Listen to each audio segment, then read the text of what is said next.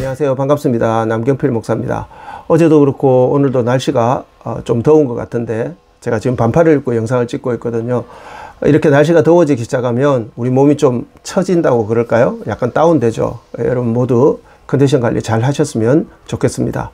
자, 오늘 이제 성경 해석 강좌에 관한 마지막 안내 영상, 네 번째 영상을 올려드릴 텐데, 이 네 번째 영상에서 여러분들에게 설명드릴 내용은 우리가 성경을 해석할 때, 성경을 공부할 때 어떤 점에 좀 주의를 해야 되는가, 이런 부분들은 점검이 돼야 되는가, 이런 내용을 간단하게 말씀을 드릴 겁니다. 제가 앞선 영상을 올려드리니까 이제 많은 분들이 저한테, 많은 분들은 아니고 몇몇 분들이 문의를 하셨어요. 목사님 그 공부가 흥미롭기는 한데 정말 할 수 있을지 좀 걱정된다, 어렵지 않을까, 그런 약간 걱정이 된다, 이렇게 말씀을 하시는데, 오늘 내용도 여러분들이 들으시면 저런 것까지 다 고려해야 되나? 막 이런 생각이 드실 수 있어요. 근데 이건 계속 제가 말씀드리지만 여러분들이 강의를 신청하시는 분들을 위해서 제가 이런 부분들을 미리 알고 들어오시라고 안내를 해드리는 거니까, 이게 강의 때 이 내용, 지금 제가 안내 영상에서 올려드린 내용을 공부하시는 게 아니거든요. 강의 때는 우리가 성경 본문을 하나 정해놓고 그 본문을 실제로 해석해 보는 겁니다. 근데 그렇게 할 때 공부를 하다 보면 여러분들에게 앞서 안내드린 그런 영상과 오늘 이제 설명드릴 우리가 주의해야 될 점, 점검돼야 될 부분들이 자동적으로 그 안에 이렇게 녹아 들어가게 되어 있습니다. 그러니까 이 설명을 들으시면서 이 설명 자체가 머리 아프다, 이렇게 생각하실 필요는 없으실 것 같아요. 자, 오늘 이제 여러분들에게 이 주의해야 될, 우리가 점검돼야 될 몇 가지를 설명드리고, 그리고 이제 마지막 뒤에 가서 끝에 제가 이 강좌를 언제부터 어떤 식으로 진행을 할지를 오늘 마지막으로 설명을 드리도록 그렇게 하겠습니다. 우리가 성경을 해석할 때 주의해야 될 부분들은 사실 굉장히 많습니다. 그래서 오늘 뭐 다 설명드릴 수는 없는데, 제가 생각할 때 저하고 같이 공부를 하면서, 그리고 또 여러분들이 혹시 개인적으로 성경을 해석하고 공부를 하시더라도 이런 부분들은 꼭 점검이 좀 되셨으면 좋겠다 싶은 부분만 몇 가지만 제가 말씀을 드릴 거예요. 첫 번째가 뭐냐 하면, 성경의 본문은 문자적으로 해석되는 것이 우선이라는 겁니다. 무슨 뜻이냐면, 성경에 있는 그 단어나 어떤 표현들을 문자적으로 이해하지 않은 상태에서 그냥 그 단어에 대한 어떤 영적 의미를 곧바로 그냥 접목시켜 가지고 그 본문을 해석하는 것은 바람직하지 않다라는 뜻이에요. 제가 이렇게 말씀드리면 성경을 영적으로 해석하는 게 문제가 됩니까? 라고 오해하실 수도 있는데, 그런 뜻이 아니고, 성경에 있는 그 단어라든지 어떤 문장이라든지 표현 양식 자체가 일단은 그 자체로서 그냥 먼저 이해가 되셔야 돼요. 이게 안 됐는데 거기에다가 영적 의미를 무조건 부여해버리는 것은 굉장한 문제를 일으킬 수 있습니다.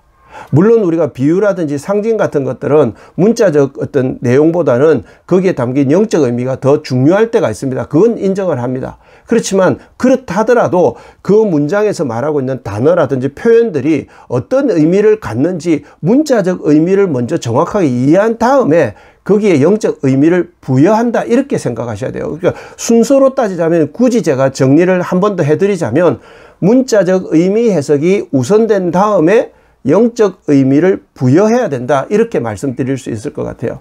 이게 가장 대표적인 잘못들이 이단들이 주로 하는 건데, 우리가 창세기 3장에 보면 선악과 사건이 나오잖아요. 거기 보면 3장 6절을 보면 선악과를 따먹고, 이렇게 선악과를 따먹고라는 표현이 나와요. 이 표현을 가지고, 이게 따먹다라는 표현이 문자적 의미가 뭡니까?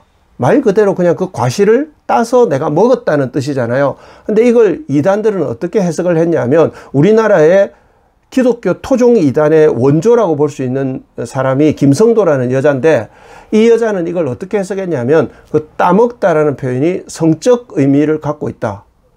그래서 성적으로 남자와 여자가 성관계를 맺는 것을 따먹는다라고 표현한다. 이거 사실 속어죠. 세상에서 이렇게 쓰죠.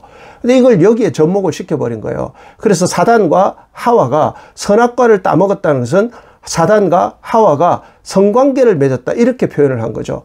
그렇기 때문에 피가 더러워졌다. 그러면 이걸 어떻게 해결할 것인가? 우리는 예수 그리스도가 오셔야 해결하는데, 이 사람은 뭐라고 이야기했냐니까, 그 더러워진 피를 바꿔야 된다, 갈아야 된다.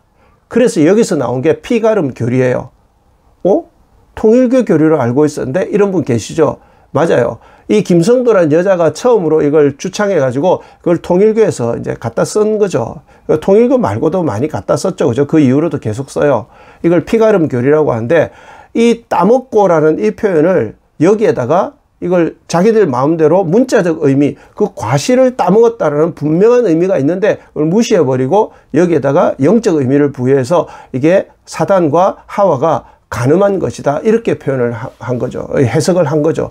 문제 되겠죠. 그죠? 근데 이런 위험들이 여러분 우리 주변에 가끔 발생을 합니다. 그래서 성경을 읽을 때는 영적 의미를 부여하기 전에 반드시 문자적 의미의 해석이 우선되어져야 된다. 그래서 여러분들이 저하고 같이 공부를 해보시면 단어 하나 가지고 굉장히 공을 들여서 이 단어의 사전적 의미 뭐 이런 것들을 공부를 하시게 될 거예요.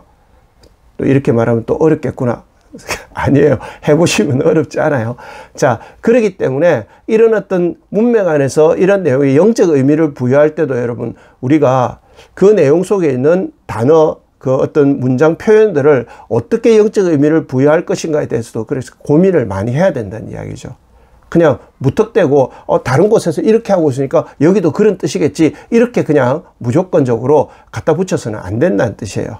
자, 그 다음에 또 한 가지가 뭐냐면 상징적인 어떤 표현들을 해석할 때는 반드시 그 본문이 기록되어진 상황 안에서 해석이 돼야 돼요. 대표적인 게 계시록이죠. 이번에는 저와 여러분들이 계시록 공부를 할 건 아닌데, 대표적인 게 계시록과 구약에 있는 예언서 가운데 있는 상징적 표현들은 거기에는 영적 의미가 굉장히 중요한 의미들이 분명히 있습니다. 그렇지만 그렇다 하더라도 그 표현을 해석하기 위해서는 그 본문이 기록되어졌던 당시 상황을 우리가 정확하게 이해를 하셔야 된다. 다시 말씀드리면 그 본문의 배경에 대한 이해가 충분히 있어야 된다는 이야기예요. 무조건 현재 시점으로 그냥 우리가 알고 있는 이해 방식으로 해석해서는 안 된다는 거죠. 그 가장 대표적인 게 뭡니까? 계시록에 나오는 뭐 666 이걸 뭐 바코드다 이런 식으로 해석하는 거죠. 그죠? 사도 요한은 여러분 컴퓨터를 몰랐는데 요한이 컴퓨터를 생각하고 그걸 썼겠어요?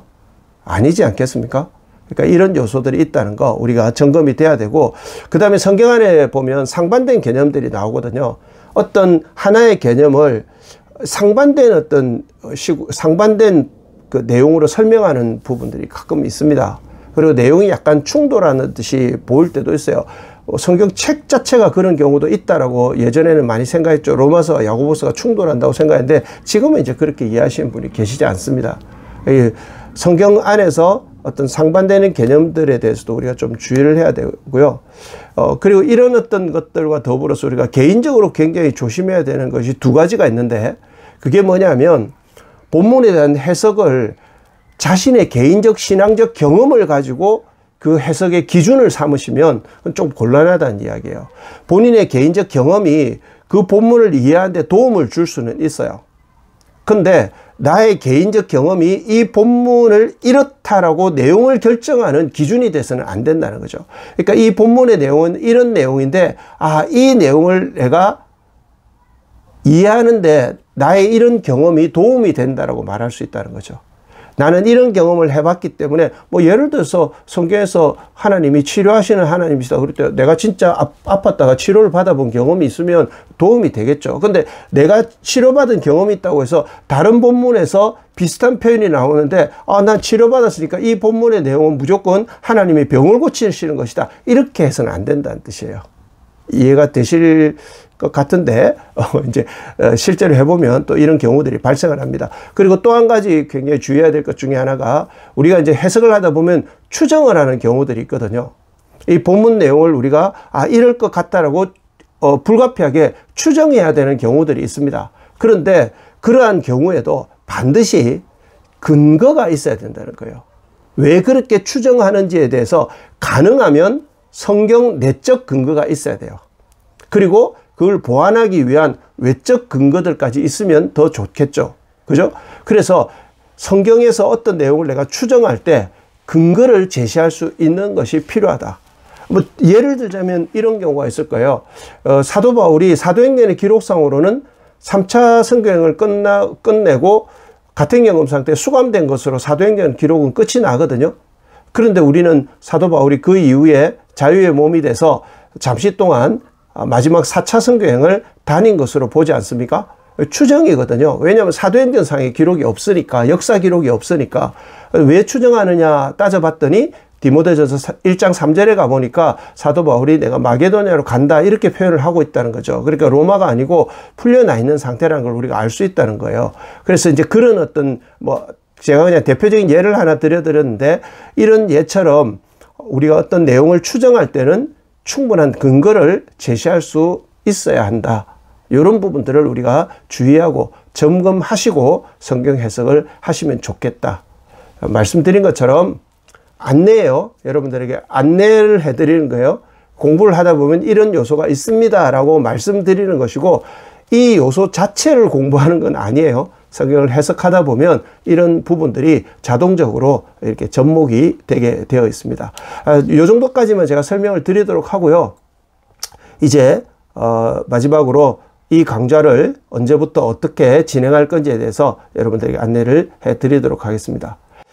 제가 여러분들에게 4주 동안 안내 영상을 올려드리고 말씀드렸던 이 강좌는 6월 10일부터 시작을 할 계획입니다.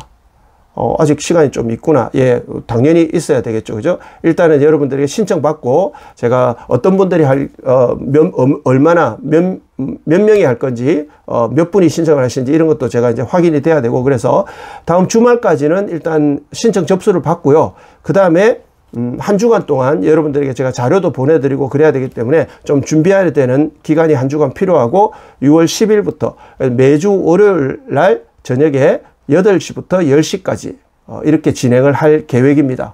그러니까 매주 월요일 8시부터 10시까지 2시간 동안 공부를 한다 이렇게 생각하시면 되겠고, 얼마 동안 하느냐? 10주간 동안 할 계획입니다.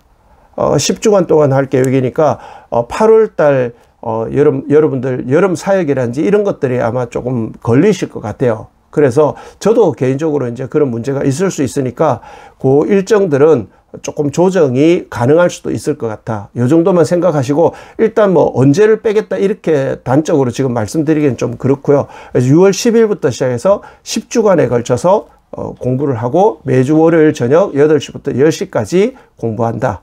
자, 요게 일정입니다. 그 다음 두 번째, 그러면 어디를 공부하느냐? 성경에서 어디를 공부할 것이냐? 사도 바울의 옥중서신 가운데 골로새서를 공부할 것입니다. 제가 에베소서하고 골로새서를 두고 고민을 조금 했거든요. 근데 10주간 정도의 과정으로 공부하기에는 골로새서가 좀 더 적합하다는 생각이 들었고, 또 한 가지 이유는 저와 여러분들이 교회에서 에베소서를 훨씬 더 자주 접합니다. 교회론 공부하면 에베소서 무조건 배우게 되죠. 그죠? 그리고 에베소서를 설교도 더 많이 듣습니다.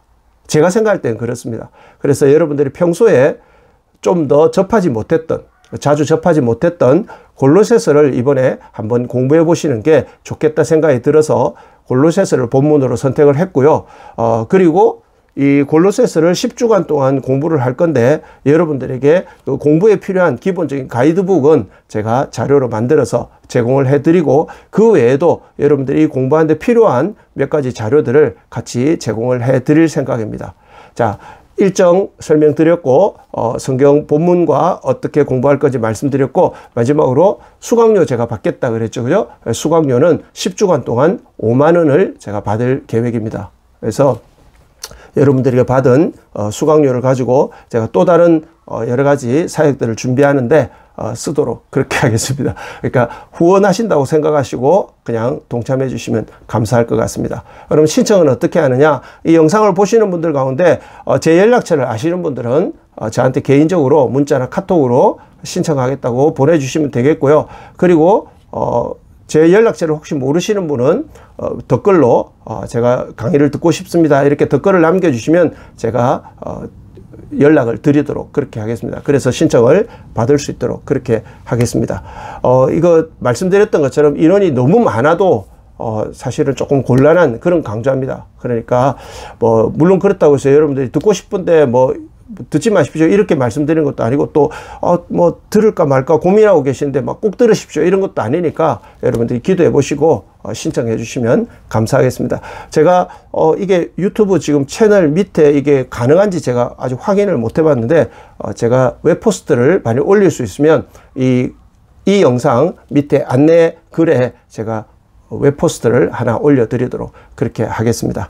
자, 여러분들 이제 6월 10일부터 시작되는 강좌 위해서 기도 많이 해주시고, 또 이 강좌가 저와 여러분들이 그냥 또 성경 공부 한번 했다 이렇게 끝나는 것이 아니고, 앞으로 여러분들이 다른 성경을 읽으시고 해석할 때도 도움이 되시는, 이 강좌 끝나고 나서 만일 괜찮다고 생각되시면 또 다음에는 다른 본문을 가지고 우리가 또 공부를 해 나갈 수도 있겠죠. 그죠? 여러분들이 그렇게 생각하시고 강의를 진행하는 저를 위해서, 또 신청하시는 분들은 신청하시는 여러분 자신들을 위해서 기도 많이 해주시면 감사하겠습니다. 혹시 이 강의를 못 들으시는 분들은 다음 기회에 또 다른 방식으로 여러분들 뵐 수 있기를 바라겠습니다.